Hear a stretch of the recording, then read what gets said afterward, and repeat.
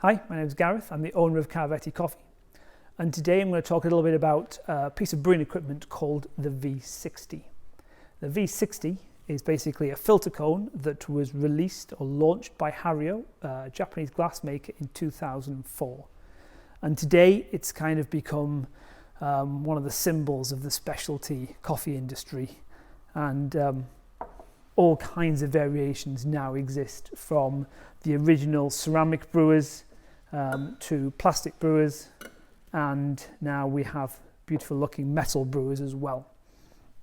It is essentially a filter cone that we put filter paper into, coffee in, and we pour water by hand through the coffee to produce our brew.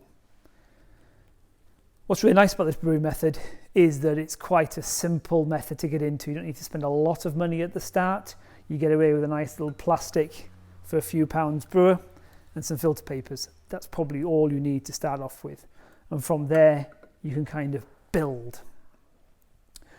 There are obviously optional extras you can actually look at when you start getting into this method, and I'll talk about a few of those just now. I will warn you, you can get carried away buying kit. So I advise starting small and building if it's the kind of method that suits you. So the things I've got here to work with today, so obviously I've gone for what we call a 2-cup brewer. I like using these metal ones. I just think they look really nice. I've chosen to brew into this serve at the bottom here. It's not necessary. You may have something in the house already you can brew straight into, or with the smaller servers you might go straight into your mug. They're all sitting on a set of scales here, and I think scales are vital for this kind of brewing method.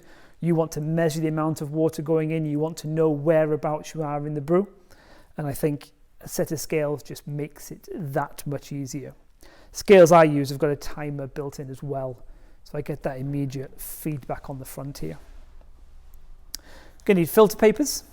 These are the perfect match for 2-cup one, and you also get 1-cup papers as well.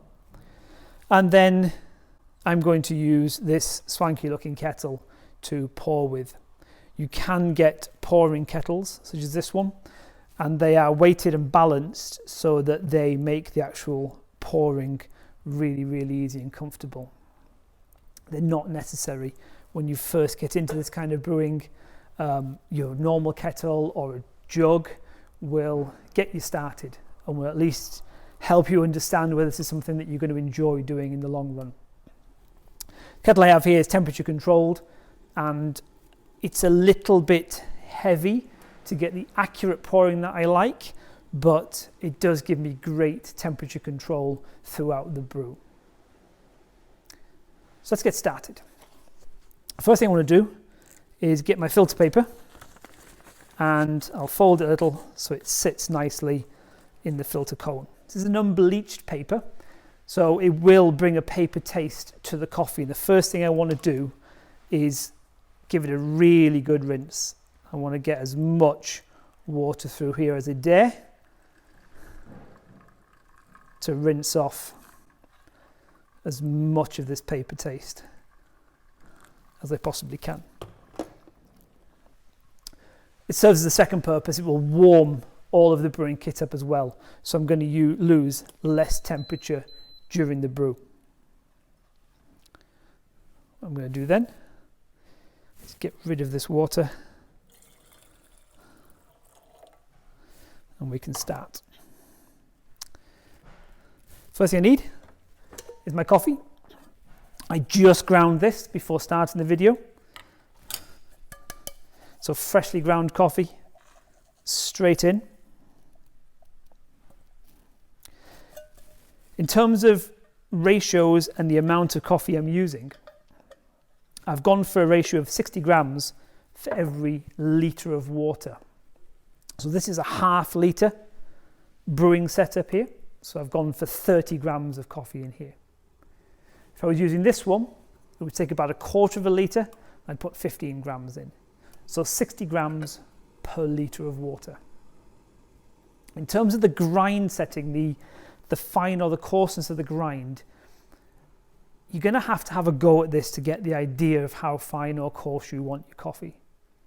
The idea is that the coffee bed is going to slow the flow of water down.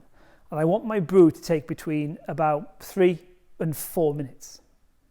So if the water's passing through too quickly, if it comes through in less than 3 minutes, probably hasn't pulled out enough flavour in the coffee bed.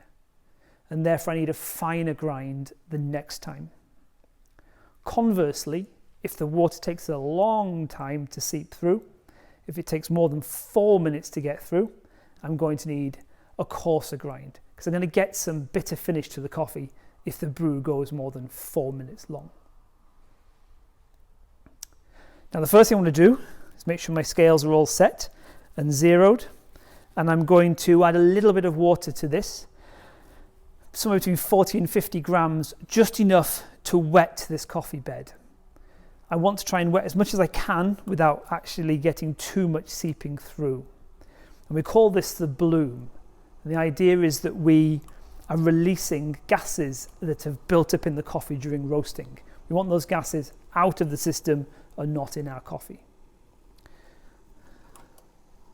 I'll start the timer and just carefully pour on just enough to soak the coffee.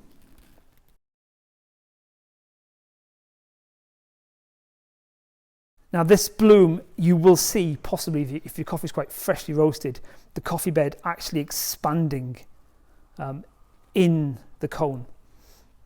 And this is the coffee expanding because it's getting wet, and it's the gases inside that bed of coffee making it expand. And I leave this running until about 40 seconds in, and then I'm going to start the actual pour proper. And my first pour is going to be quite a fast pour. I want to really make sure all the grounds are saturated.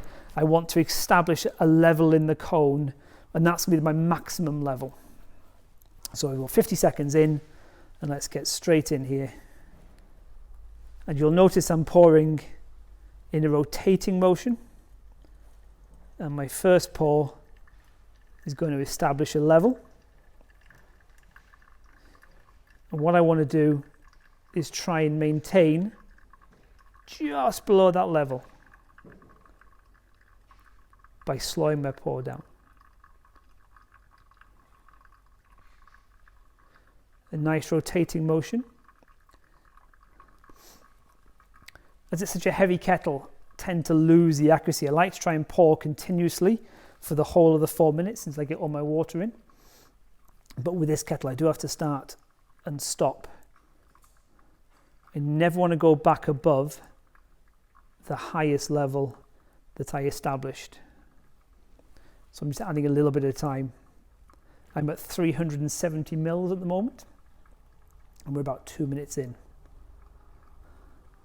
Neither in this case do I want this coffee bed to drop too low. Just keep slowly trickling water in.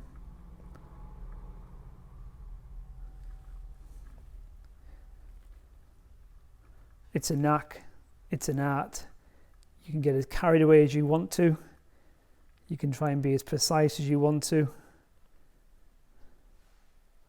I tend to be a bit more clumsy. I tend to be the kind of person who puts a lot of water in, lets it drain away, and then adds a bit more, lets it drain away, and adds a bit more. So I kind of top it up throughout rather than one continuous pour.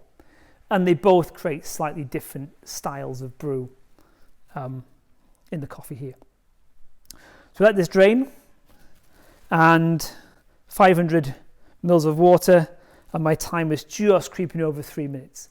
So right at the lower end of the brew time, but I kind of like the coffee down there. I'd rather it was 3 to 3:30 for my preference, but other people may prefer it to be a slightly longer brew time.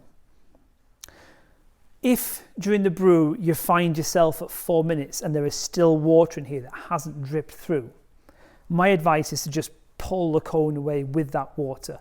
Obviously get a vessel to catch it in. You're better off kind of sacrificing that last part of the brew rather than let that water go through beyond 4 minutes. It will prevent some of those bitter flavours coming into the cup. You might adjust the strength of this, but overall I think it's a better approach to it. And that's it, it's as simple as that. the very basic way of putting together a V60 brew. I put a blog post together about this brewing method that kind of digs into a bit more detail. It talks a little bit more about water temperatures and grind settings, and it talks about how to establish the bed and the depth of the bed that you might try to vary for different outcomes. And I suggest maybe you look at that blog post in accompaniment with this video.